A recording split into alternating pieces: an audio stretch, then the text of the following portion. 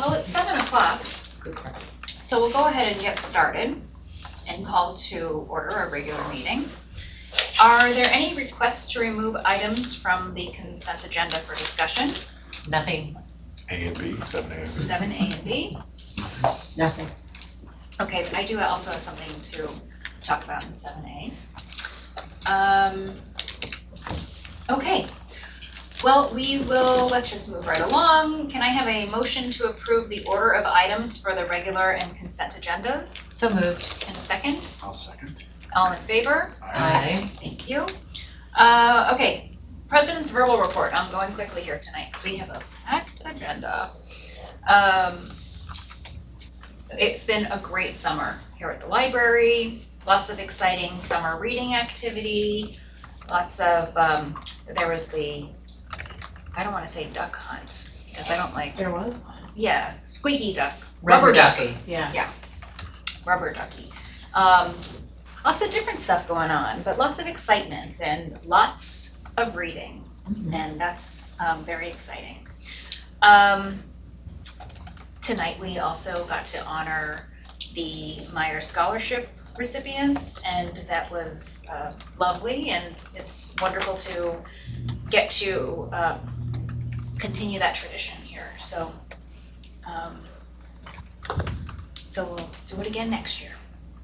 And that's really all I have to talk about tonight. Go ahead, Tara. All right. I have a long verbal report. Lots of updates.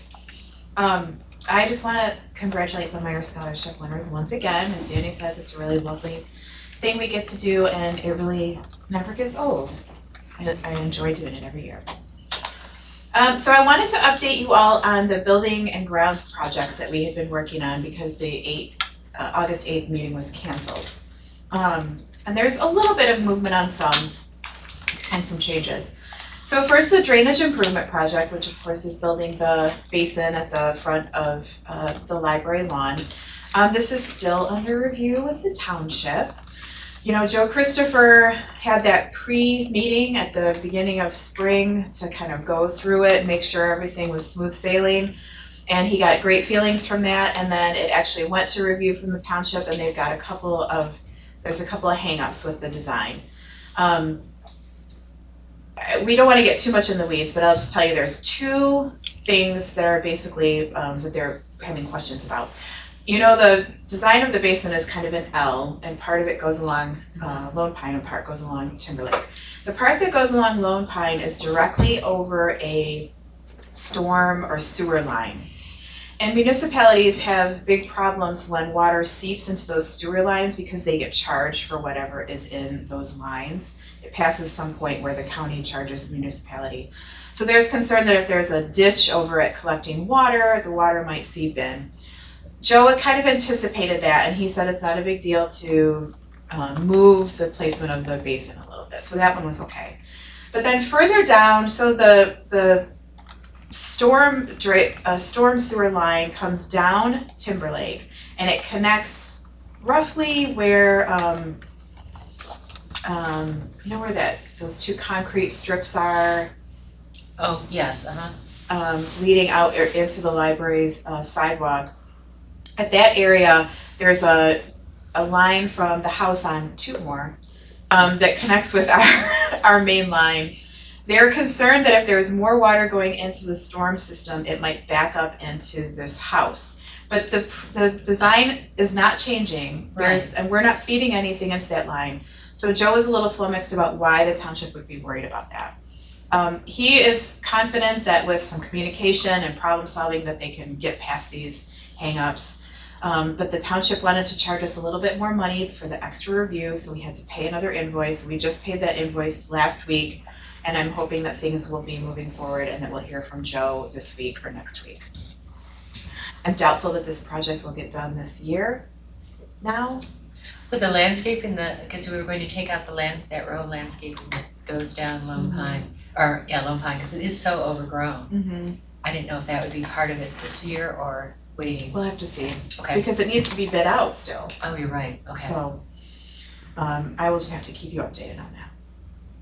The roof repair to the perimeter, that is gonna get started right after Labor Day. I guess the roofing materials are in and they're gonna start that after Labor Day, so that's moving forward. We talked also about the cedar fascia, that we've got some costly repairs and that Hugo presented this idea of using engineered wood. Hugo is still doing some investigation on that path to see if that's the right one for us. He's working with Chris Schlaps and talking to another contractor and another manufacturer, so there's still more information to come on that. So that one's kind of on hold. And then we haven't been talking about this in our Building and Grounds Committee meeting, but I know you all are aware of this project, which is our spaces review. You remember that almost a year ago now, we had some conversations with Jenna Walker and we created that pre-design and research report. And the plan was to keep working with Jenna on that project. Well, when Jenna started working, she was with a large firm called Yellowstone. Since then, she has left that firm. She went to a firm called Perini, which is a smaller firm, mostly focused on interior design of hotels and restaurants. They had recruited Jenna because they wanted to expand their client base.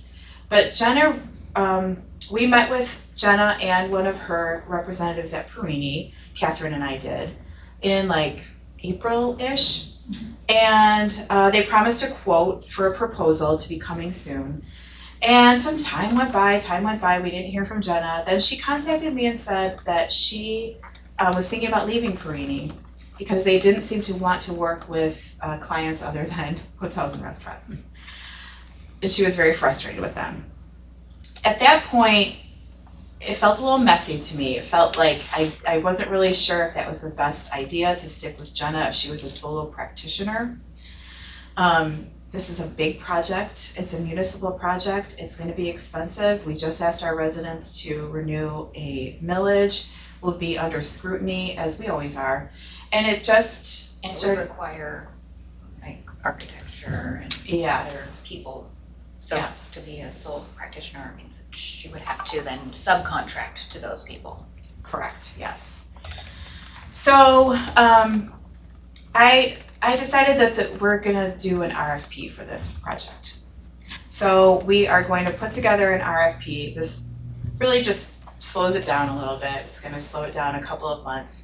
But it feels like the best thing to do for transparency, for thoroughness, just slow it down a little bit, make sure we get the right person for this job. I did reach out to Geraldine Drake, who has worked with us on previous projects. She is back in business, working for AECom. If you remember, she had gone on a sabbatical at the time that we wanted to do this, so we didn't work with her at that time. And she had recommended. Right. So that's what's happening with that project. It's just got a little bit of a stall, a little bit of a delay, but you'll be hearing about an RFP process for that starting in October, I think we said. And we'll hope to get that going. But the ideas that she created are the property of the library. Correct. Yes, Okay. yes, we paid for that report. Okay. So we'll keep that and we will definitely pass it on to whoever we hire. And she will have the opportunity to respond to the Absolutely. RFP. Absolutely. Yeah. Okay. And then just two more quick building related things. Tomorrow some work is gonna happen on campus. The monument sign that's at the corner of Telegraph and Lone Pine, that's gonna be cleaned. I don't know when that's ever been cleaned, but it's gonna get polished up. And we're having some concrete work done, so you may have noticed some little orange lines on parts where the concrete is crumbling. We're gonna have a bunch of things freshed up. Good. All right, so those are my building updates. Any more questions on that? Okay. I have received a request for reconsideration from a resident. Another one. Well, yes. Okay, gotcha. This request asks, so this means that somebody found an item in the library that they have a problem with, and they're asking us to reconsider it. This person is asking us to consider moving the item from the teen collection to the adult collection. So they are not asking us to remove the item from the library. The book in question is the novel A Court of Thorns and Roses by Sarah J. Maas. Are you all familiar with this book? I've read them. Okay. The reason cited is that the book is adult in nature and it's sexually explicit, and the person just wants it moved from teen to adult. What's the book, is it a fantasy? It's a romantasy, Oh, yes, that's, so it's fantasy, but there are scenes where there's romance. With fairies. I've not read it, but I heard about it. They're not like little teeny fairies that fly around their people. Oh, okay. Is it a sexually explicit book, or how would you have described it? It's the Supreme Court judge says, I can't define pornography, but I know it when I see it. And what This is, is not that. This is not- There's, kissing and there's heavy petting. There's no word that shouldn't be seen, right, that people don't say in common parlance. okay. The book, What's our definition of teen? We have one? 13 to 18. Is there anything else just aimed at that age group? Or is there some other, like, words that we use? That's a good question, Shane, because Catherine and I had to talk about that a lot. It's reading level, but also content, so it would deal with themes and topics that would be of interest to teens and people becoming adults. So let me go through my spiel here. Yeah. So the book was, this person requested that the book be moved from teen to adult. So I worked closely with Laura Crayley, Department Head of Adult Services, Brooke Hoskins, who's the Assistant Department Head, Jamie Jasper, who is the librarian who purchases for the teen collection, and Catherine and I. We talked about this a lot. The three of those adult services librarians did a lot of research to find reviews and researched where other libraries keep this book. We all have read the book, so it was really great to talk about this. This is why I went to library school. So based on all of that research, all of the reading, all of the discussion, my verdict is to keep the book in the teen collection. The reason is the book is marketed towards readers in grades 9 and up. So we're sort of stuck in the middle of the marketers are the ones who have caused this problem. So they're marketing it towards readers in grades 9 and up. So it is geared toward older teens, and the librarians all know that. All the other libraries we consulted keep the book in the teen collection. So I think Laura said there's 146 libraries she checked, and 140 of them have them in the teen collection. Wow, okay. We also have copies in the adult collection in the book club kit.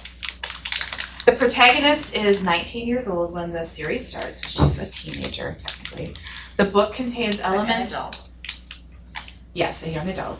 The book contains elements and themes that are similar to other books in the teen collection, getting back to that definition of what a teen book is. Such as a strong teen protagonist who overcomes adversity, experiences a journey of self-discovery, and forms her own distinct identity. Additionally, it explores themes of love, loyalty, and sacrifice in ways that are thought-provoking and emotionally resonant for readers. Its inclusion of romance and darker elements like abuse, intimate partner violence, and repression allow readers to encounter these issues in a safe fictional context. According to our request for reconsideration form, the library director makes a decision, informs the board, and then I will inform the resident. So that is what I'm doing here tonight. Thank you. It was well thought out, and it wasn't just your mind speak, you involved so many more people in different departments, and 140 calls. Yeah. Well, check online. Oh, okay, yeah, but still, that is time consuming. Yeah.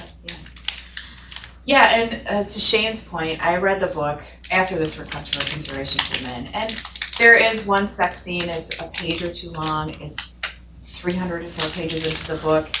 It is relevant to the story. It's not overly explicit, in my opinion. I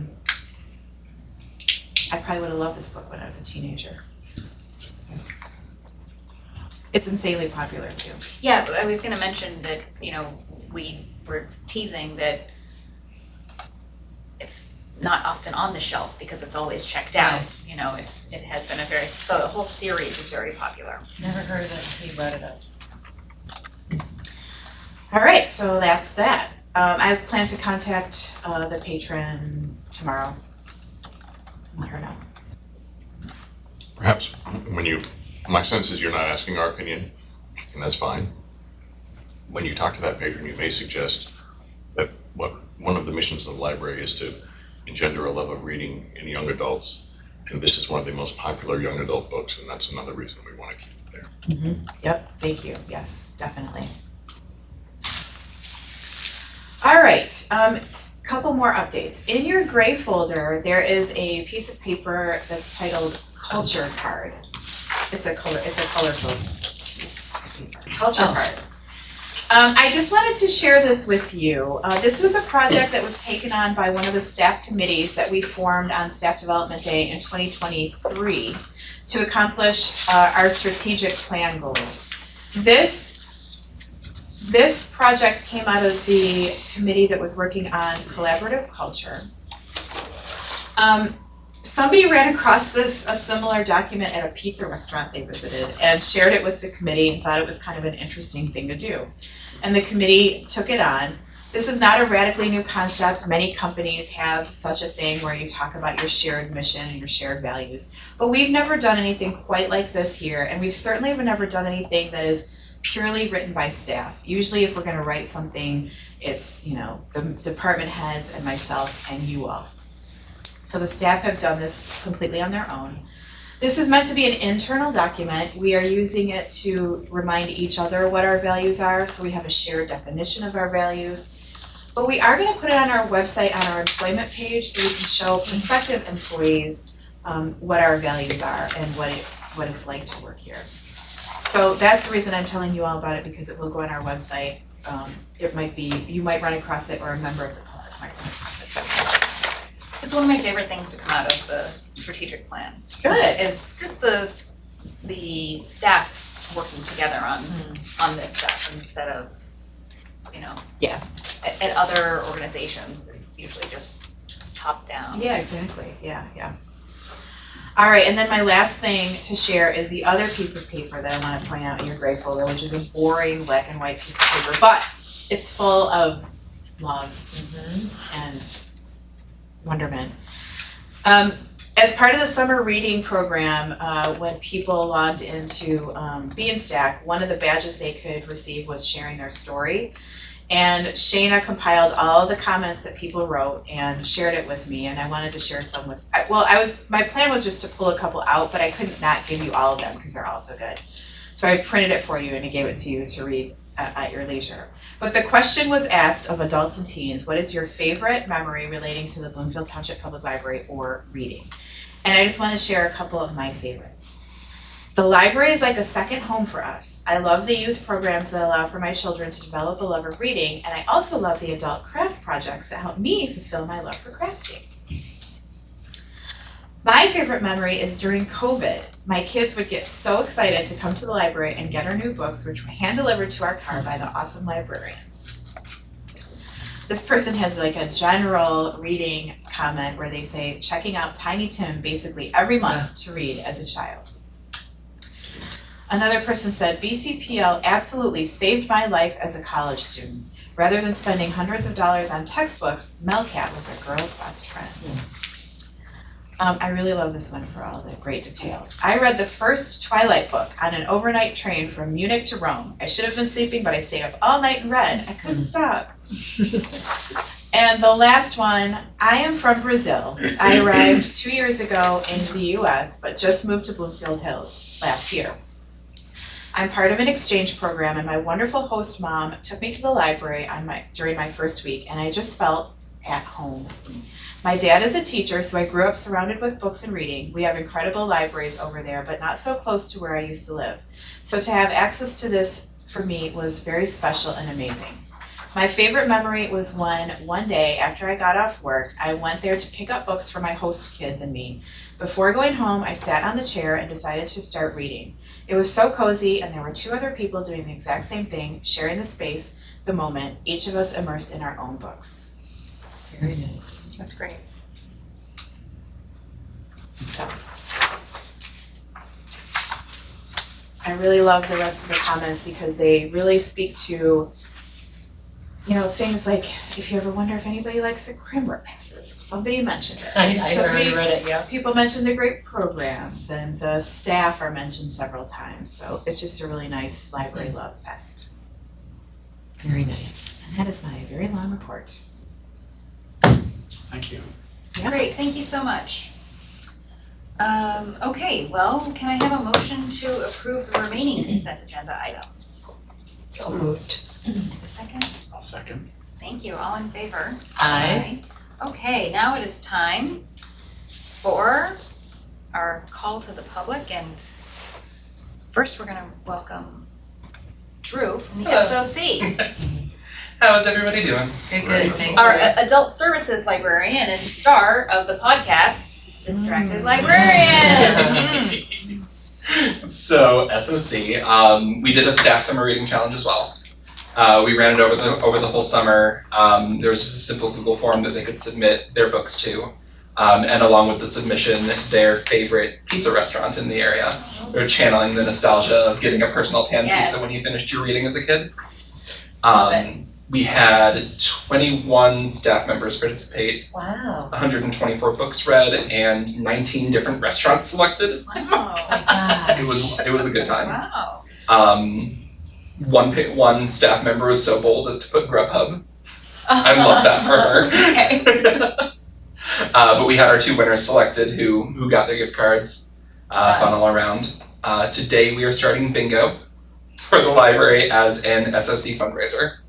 So staff members purchase bingo cards for $1, and then all the week of Labor Day we'll do multiple drawings throughout the day of numbers. And the first, I think, 2 staff members to win a bingo will get a gift card. The rest for the fun of it, and goes into contributing to additional SOC things throughout the year. Great. How was Spirit Week? It was so much fun. Was It it? was a lot of fun. I was here during like at least one of the days, and I forgot to like look around and see. People got into it. Yeah, that's great. Yeah. I forget who I saw, but yeah, they were fun. Oh, they were all singular colors. Oh yeah, Yeah. yeah. Yeah, so, yeah. So you were here on Thursday. Yes. Thursday was monochromatic day. Okay. That's fun. All of circulation dressed up in purple in tribute Yeah, Of to Anna. course. Yeah. Yes. Admin all did the colors of the rainbow. Nice. The other departments were not nearly so organized, but we had a great time with it. Good. Good. Yeah, 90s Day was fun. 90s Day was a blast. Yeah, it was good. Tons of band t-shirts. We've already gotten requests from a couple of staff members to do it again. Great. We'll see. Fun. Yeah, it was a good, easy, free time. Good. That's nice. Great. Great summer. Thank you very much. Thank you for being here. All right, well, we don't have any unfinished business to discuss, so we're gonna move on to new business. And do you wanna start with the preliminary proposed budget? Okay, yeah. let's go. All right. Numbers. My favorite. All right, well, we've been through this once before, a couple weeks ago. We reviewed the preliminary proposed budget, but we will go through it one more time, and then you all will have to vote on whether you approve this. And there is a typo in here that I'll point out when we get to it. You all should have, paper copies where you can follow along in the PDF. So, as you know, this is our preliminary budget for 2025, 2026. We are required to do this preliminary budget every year before September 1st so that we can tell the township how many mills we want them to levy for our tax revenue. So this is a very, very rough draft budget that we put together, and after this, we will spend several months over the fall and winter months going through this with a fine-tooth comb and making it even more better. We also take this moment, because we've got the budget and we're looking at it, to review the 24-25 budget, and if there are any big changes, we consider that over $5,000, we're gonna amend the budget for this year at this time. So let me start with the amended budget, the 24-25 amendments. First of all, property tax collections increased by $459,000 over what we anticipated or budgeted for. So that's a nearly 5% increase, and we put that into our revenues. The facilities and equipment functional category increased by $17,825, and that was due to 2 things. One was a $10,000 charge from Innovative Interfaces for Vega that ended up coming in this fiscal year instead of last. And then a $7,825 building insurance bill that was just that much higher than what we had budgeted for. But between the higher revenue and then the higher expenditures, we come out ahead because we have more revenue. Therefore, our fund balance will increase by $473,225 in this fiscal year. And then into the 25-20, any questions about the amendments? Then moving on to the 25-26 preliminary budget, and this is where I found that typo, it says 26-25 in the paragraph. Oh, yeah. Again, this is a very rough draft, and we use our current budget as a baseline for this preliminary budget with 3 key assumptions. One is that we ask the township to estimate tax revenues for us. We assume the same personnel model, but with an increase. We were putting a 3% increase in this year.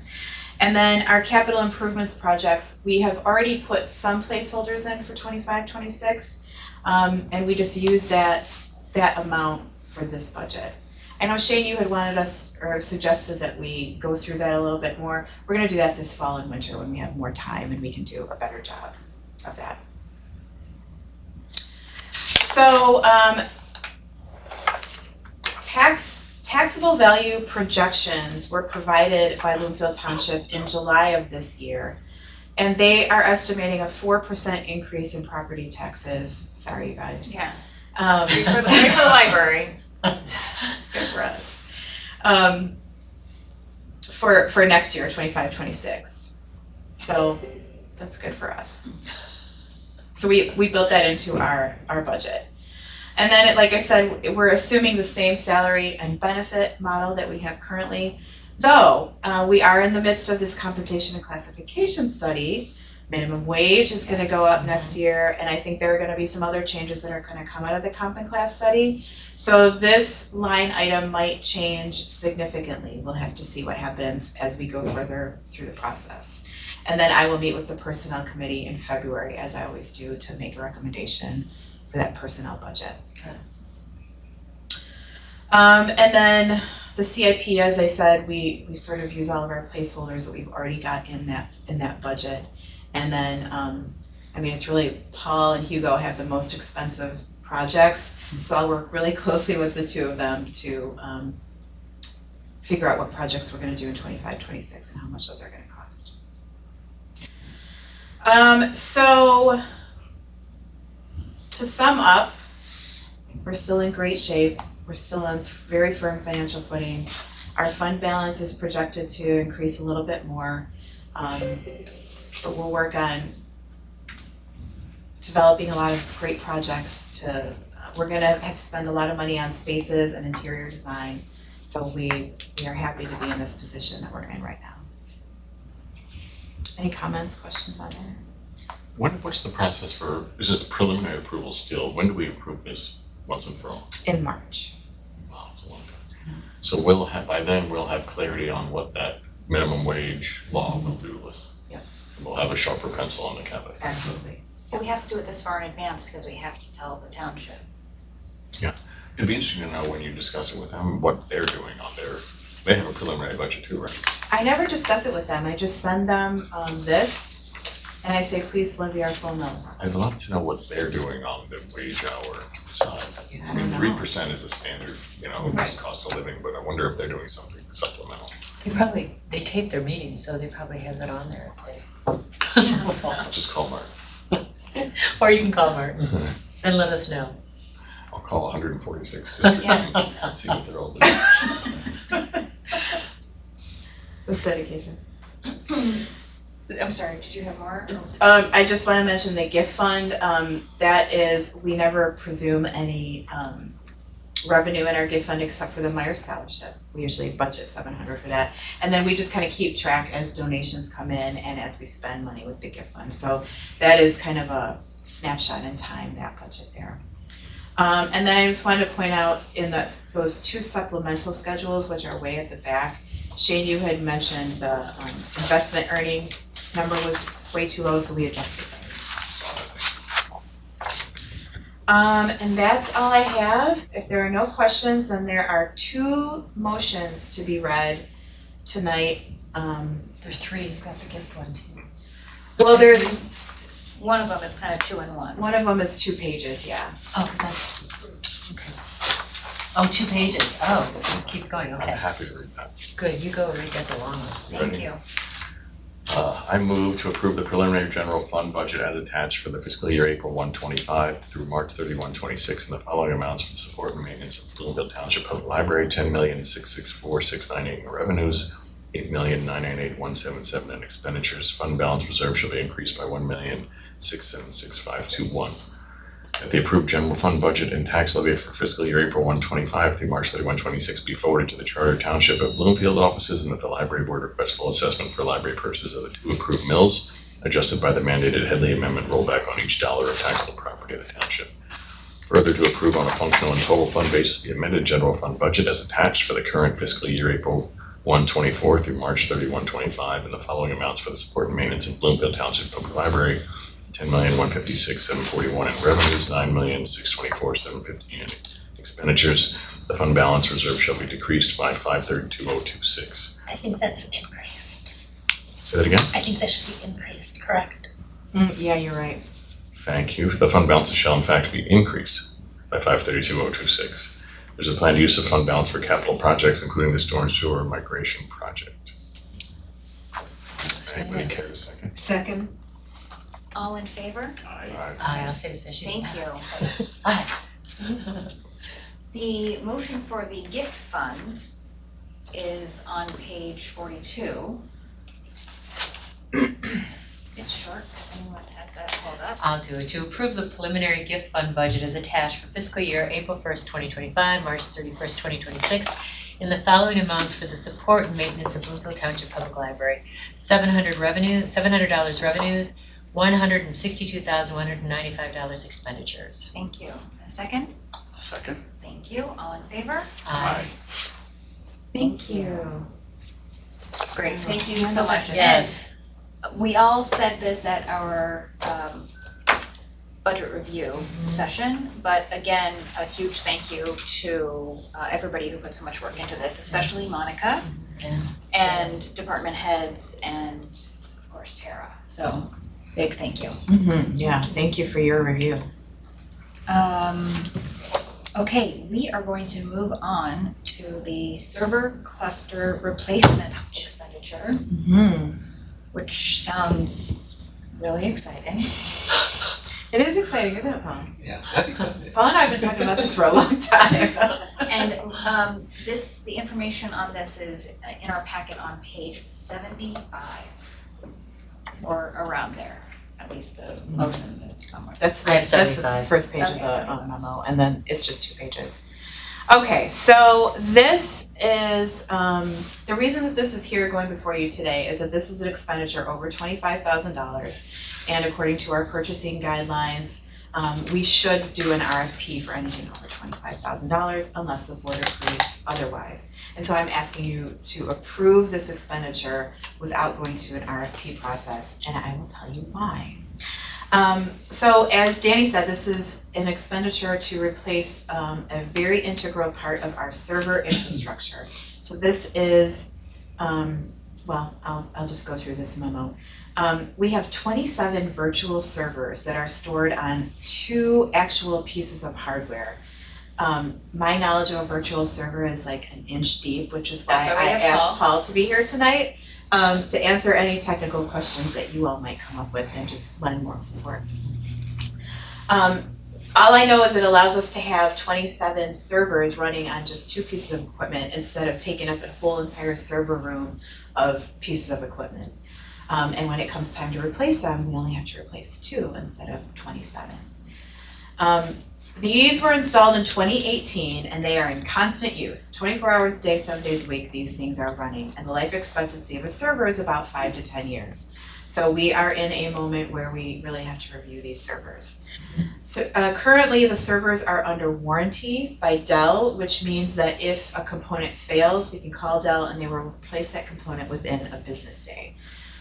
The warranty expires on November 29th and there is no extending that warranty. They don't have a payment plan to extend that.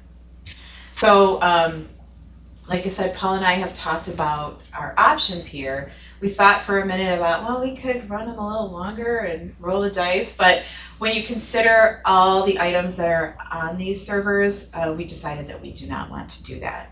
These servers are managed the way staff log into their computers, public and staff printing, our phone system, the circulation POS system, the software that we use to run our financial reports and do accounting. So there are many integral parts of library business that run on these servers. We don't want them to fail. And if they do fail, we want them fixed really fast. So originally when Paul and I started talking about this, we knew this was going to be a large expenditure and we thought we would do an RFP process. But as Paul started researching more and more and finding out more information, it became clear that an RFP process would not be advantageous to the library and that there was a better route, and that is to buy these direct. And that's why I'm asking for your permission to do so. Back in 2017, the library worked with a third-party vendor called Analytics. You see their name on our check register a lot, so we still do a lot of business with that company. And we also purchased our servers directly from Dell at a discounted rate. And we got that discount through our partnership with TLN, or the Library Network. And then Analytics did the configuration and installation. When Paul reached out to Dell this time around to say, hey, we need some new servers, they said, oh, you can't buy them direct from us anymore. You have to go through one of our local partners. The local partner is a company called Avalon Technologies, and TLN has worked with Avalon Technologies to do the same exact stuff that we're asking them to do with other libraries. So TLN recommended Avalon. Avalon is right down the road on Woodward Avenue here in Bloomfield Township. So we asked them to come over and assess our server infrastructure situation here, and also give us a quote for what it would be to replace them. Avalon works through a organization called Midwest Higher Education Contract. There's another typo in this memo. It's not company, it's contract. To provide discounts on server infrastructure and other IT-related things to nonprofit organizations. They essentially have gone through a vetting process or an RFP process already, so we know we're getting the best price from them. Just for comparison purposes, Paul got a quote from Analytics, but Analytics is not selling Dell hardware, they're only selling HP. And you can see from this little table included in the memo that the Avalon quote is less expensive. So they're quoting on Dell hardware for the total installation and configuration, hardware and licensing, $81,970. Analytics is quoting on HP hardware for the installation, configuration, hardware and licensing of those servers would be $117,000. We had budgeted $100,000, so Avalon comes in our budget. We want to continue using Dell equipment because that's what staff know, and we think that it'll just be a more seamless transition. And Paul and I met with Avalon, and we feel that they are a great new technology partner for us. They might be able to help us with other projects in the future, and we put a lot of stock into TLN's endorsement of them as well. So, with all that, if you support this recommendation, I'm going to need a motion from you all, but I'm happy to answer any questions you have. Could you go over the policy on RFP again? Why is it that we don't have to follow? Why is it that we? No, you aren't gonna do that this time. There are a couple of exceptions to the rule. And one of them is if it's not advantageous to the library, or if there's a direct path to the purchasing that we need, or the items that we need. And it's just, if we get quotes, it might not be on the same software. We've done a lot of research already on these servers, and we know we want Dell servers, we know what we want.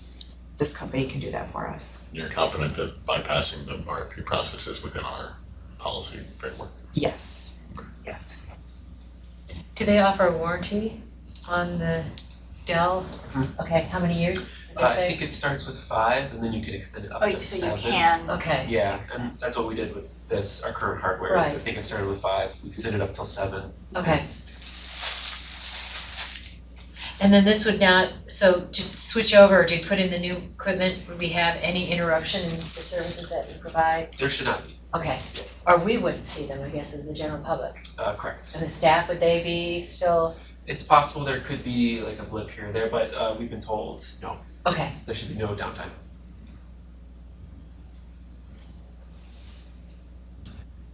If there aren't any other questions, there is a motion. Okay, I move to award the contract to server hardware replacement to Avalon Technologies, Inc., 39533 Woodward Avenue, number 125, Bloomfield Hills, Michigan, 48304. Thank you. And a second? Second. All in favor? Aye. Thank you very much. Mhm. Great. Thank you. My favorite part is the part about the original budget amount being 100,000. Yeah. Where are these servers housed, the two? Uh, I'm thinking plywood, like, they're just stuck on plywood or something, but, They're back in the IT office, we have Okay. a server room, so there's a 2 rows of server racks, and they're housed right in there. okay. And is that a really cool room? I mean, like cool as in Like your freezing? temper- Yeah, temperature it's both control it? cool and And cool, Yeah. okay. All Well, the of course, different with you there, my Right. goodness, okay. Thank you. Yes. Just curious, what do these companies do with the old hardware when you take it out? Can they resell it or? That's a great question. So the hardware that we have now is ours. So I think it would go towards the sale. There could be some recycling we could look into, but at this point, they would not take the old hardware. But you would clean it of all Yeah, personal items? yes. But they wouldn't take the old hardware? No. We'll probably put it in the used equipment sale the next one around. And if it doesn't sell, which it probably won't, because nobody wants a server that's 8 years old, Okay. we'll recycle it. Do you have an organization that you recycle with? Mhm. Okay, great. And the township always takes their 1 day a week, Mhm. 1 day a year. You could put it with the old printers. Yep. And I love being able to tell the story that we have that stewardship of the environment in mind. Okay, great. Thank you so much. Thank you, Paul, for all Thanks, the Paul. research and Yes. and certainly being on top of this and recognizing that November 29th, That's come right November around the 30th, corner. we're in trouble, you Yeah. know? Yeah. So, thank you. Okay, well, next item on the agenda under new business is our 2025 holiday calendar. I can't believe we're talking about 2025. That Amazing. is on page 79. But I have 77, but it's I have, 79. did I put the? Yeah, so I have 77. it's on page 77 of our board packet. Yes, so this you have already seen as well. This is our proposed 2025 calendar. This proposed calendar, I included the 2024 calendar just for your reference. This calendar includes 11 total days closed to the public and 2 early closings. Those are Thanksgiving Eve and New Year's Eve when we close at 5:30. We're proposing once again that we remain closed on the Sunday and Monday of Memorial Day and Labor Day. We've closed on Sundays for I don't know how many years, but we're just really dead those days, and it's a Sunday. It's not in staff's usual schedule anyway, so it's never been a problem for us to be closed. A big change is that we are proposing moving Staff Development Day to Tuesday, November 11th, which is Veterans Day. A couple of reasons for that. One is early voting. There might be an election in May, and that interferes with Staff Development Day. We would never know there's going to be election until January. It's just, for planning purposes, impossible. We identified Veterans Day over some other federal holidays when the public might expect us to be closed because of the time of year. It's less likely to have bad weather. Columbus/Indigenous Peoples Day might interfere with MLA's annual conference because it's usually around that time of Or year. a Jewish holiday. Or a Jewish holiday, yep. So Veterans Day, Tuesday, November 11th in 2025, it is. So we will not have a staff development day in May of 2025. It will not be until November. I know it's a big deal. So if you have any questions, I'm happy to take those. If not, there's an action. We did go over these dates and We did, and yeah. talk about them. So, are there any other, is there any further discussion on this? Okay. Okay, well, Keith, do you wanna read this? Yes, if I can See it? find It's it. on 78. Page 77. 77. You know what? Somebody else. I have it right here. Okay. I move to approve the proposed 2025 library calendar of holidays and closings as presented. And a second? Second. Thank you. All in favor? Aye. Thank you. Great, thank you so much. Well, now it is time for us to discuss the items removed from the consent agenda. And Shane, you wanted to remove Just- 7A and B. Yeah, one quick thing, the bags, the plastic bags, I missed that from the last meeting. What are we doing with those? We're not doing plastic bags anymore? We still have the plastic bags, but we bought some cloth tote bags using Friends gift money, and we're selling those for $1, encouraging people to use those as making an investment and reuse them. Are we gonna wind down the plastic bags? Well, we have Because enough I've for always 5 not years. liked that. I know. Yeah. We get a lot of complaints about them, yeah. So we'll just use them until they're gone. You got it, yeah. Okay, wonderful. Okay, on 7A, I got a little thrown because the explanations were behind it. Yeah, me too. Perhaps you can move it back to that. Oh, yeah, I can In the never front. remember how I do it, and Yeah, I do it in the front. okay. So I understand, my questions were later addressed, but one of them was on FNBO, and the 4,800 on the company credit cards seems like a lot. What is how many of these things are there, and what's our policy? There are about, I don't know, 10 people, 10 library staff have credit cards. Myself and Catherine, Lyndon, all the department heads. I think that's it. Marty, I think, has one too, because she buys library shop inventory. Everybody has to fill out a little form for every expenditure and give it to Monica, and then Monica balances, makes sure she has paperwork for every single expenditure, and then she pays the bill. And they're buying things like supplies for programs. Doesn't she get the bill at the end of the month? Mhm. So are they pre-approved before they purchase, or does she just get the bill and look at it? She gets the bill and looks at it. Okay, which sometimes, as you can see on the check register, it's hard to figure out what that stuff is. So then would she just go ask? Is that the issue? She would if she had questions, yeah. May I? Yeah, We provide a credit card verification form for every credit card purchase that lists what was purchased and why. yeah. So it's twofold. Is that on the front end of the So back? if I go and have to buy something with my credit card, I also have to, first submit a receipt to I got you. I Monica. got Like, you. once the purchase is made, I submit my receipt with an explanation of why I bought it. Okay. She usually has all the information she needs. Okay. The other one was on page 19 in the deck. Again, this is the current budget, which I love our new format because it just makes it so easy. So you look at the top 4 months in, 33% is what we're targeting. You look at the red and the greens. There's on the revenue side, I know we don't control that, so I don't give that a lot of looks. On the expense side, if you look at library services, again, you've got 54% on the databases, 91% on Sky River. Which should be 30s. Is there anything happening here? Sky River we pay for at the very beginning of the fiscal year, and it's I can't remember how much, well, it should be right there, it's $119,000, no, $24,000. It's a one-time payment, we paid at the beginning of the year, so that So it's basically gonna gets come spent under, up, well, yeah. it'll stay at that, and I'll see that all year long. Yeah. Okay, and then on the insurance one we talked about, I got that one. The only other one was services, 53%, is that legal fees? It's the third one, under other operating revenues, the third one. So we budgeted 128. Professional services, yes, expense. that would include legal fees, yeah, Do you think that's what's driving the overage? probably. Also, I think we pay for our audit in there, and we just paid for that, Oh, yeah. and that's a one-time payment, Okay. a significant chunk. Those are my questions. Okay, great. I wanted to bring up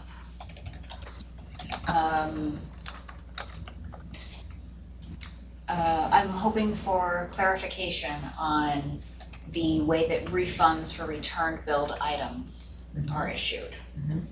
Yes, that was a new thing this this cash disbursement go around. So the circulation desk has a cash till and that they use for, accepting fees and making change. There's only so much money in that till, and since we've stopped collecting fines, there's not very much cash in that till.